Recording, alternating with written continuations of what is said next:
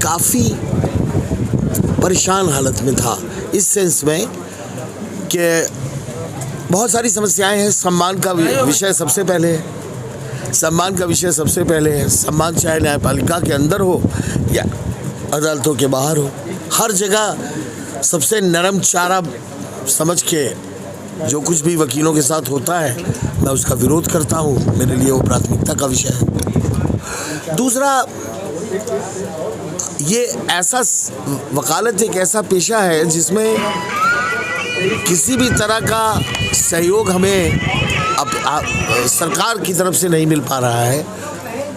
वर्तमान सरकार पे मुझे भरोसा है क्योंकि वो हमारे मुख्यमंत्री जी और हमारे प्रधानमंत्री जी दोनों लोग इतने काबिल हैं कि मैं उनसे ये अपेक्षा करता हूँ आपके इस चैनल के माध्यम से कि वो हमारी बातें सुने। जैसे मेडिकल की समस्या है, वकीलों के लिए एक डेडिकेटेड हॉस्पिटल की डिमांड है मेरी कि वो होना चाहिए, इसलिए कि वकील इतना व्यस्त रहता है कि वो अस्पतालों में लाइन नहीं लगा सकता, उसके पास टाइम नहीं है। डेडिकेटेड हॉस्पिटल होगा तो बाहर उसका केयर करेगी, बाहर पीछे खड़ी है। कॉलोनी होनी चाहिए, हाउसिंग, जिससे कि आपको ये समाज का जो एक नोशन है कि वकील को लोग किराए पे मकान नहीं देना पसंद करते हैं, ये सच्चाई है। मैं आपके चैनल के माध्यम से भी कह रहा हूँ, इसमें समाज में जो ये छवि है उसे हम सुधारने का प्रयास करेंगे। उनके लिए हाउसिंग कॉलोनी की डिमांड करते हैं कि वो मिलनी चाहिए हमें।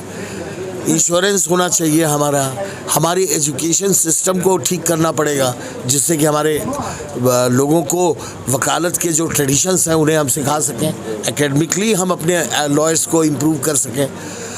न्यायपालिका प्रशासन से ये उम्मीद करते हैं कि अगर हमसे छोटी मोटी कोई गलती हो जाए तो उस पर हमारे खिलाफ किसी तरह की कार्रवाई ना करके हमें एकोमोडेट करें, क्योंकि हम उन्हें एकोमोडेट कर रहे हैं तो हम ये भी मानेंगे कि हमें भी एकोमोडेट किया जाए, हमें कंटेम्प्ट की धमकी ना दी जाए। ये सब बातें हैं। मूल झगड़ा तो सम्मान का ही है। देखिए, काला कोट पहना हर आदमी वकील नहीं है, पहले तो ये समझ लीजिए।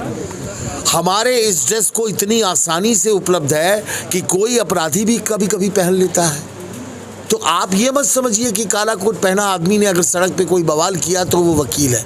मीडिया से मैं रिक्वेस्ट करूंगा कि उसकी छानबीन करके ही वकीलों की बात की जाए, क्योंकि वो ज़रूरी नहीं है कि वो वकील है। तो पुलिस प्रशासन वकीलों के खिलाफ अगर कोई बात ऐसी होती है, हाथरस की घटना हुई, हाथरस की घटना एक शर्मनाक घटना है और हम उस केस में एफआईआर भी किए। हमने कहा भी कि पुलिस, एक्चुअली क्या है कि पुलिस प्रशासन आज भी ब्रिटिश मानसिकता का शिकार है, जो अंग्रेज़ों की मानसिकता थी उसका शिकार है। न्यायपालिका ने, सुप्रीम कोर्ट ने एक आज भी मैटर पेंडिंग है जिसमें सुप्रीम कोर्ट ने ये कहा है कि law and order enforcement agency और इन्वेस्टिगेशन एजेंसी दोनों अलग होनी चाहिए, क्योंकि पुलिस के हाथ में जो पावर है पुलिस एक्ट के जरिए वो अनकंट्रोल्ड पावर है। न्यायपालिका के माध्यम से उसका काफ़ी कंट्रोल किया जा चुका है, लेकिन मैं पुलिस प्रशासन से भी ये अपेक्षा करता हूँ कि अगर किसी वकील के खिलाफ कोई शिकायत उन्हें कभी मिले भी तो सबसे पहले वो बार को सूचित करें, जिससे ये बात पता करी जा सके कि वाकई वो वकील है भी कि नहीं है। क्या अंकुश लगेगा इस पर? 100%। देखिए, मेरा पूरा जीवन वकीलों के लिए समर्पित है, मुझे कुछ नहीं चाहिए बाहर से। मैं सब कुछ देने आया हूँ, लेने नहीं आया। और अगर इस देने की लड़ाई में मुझे ज़रूरत पड़ी तो मैं विधायिका तक में जाने का प्रयास करूंगा, सड़कों पर लड़ाई लड़ूंगा, लेकिन वकील का सम्मान अगर कहीं चोटिल है तो अनिल तिवारी मौजूद हैं।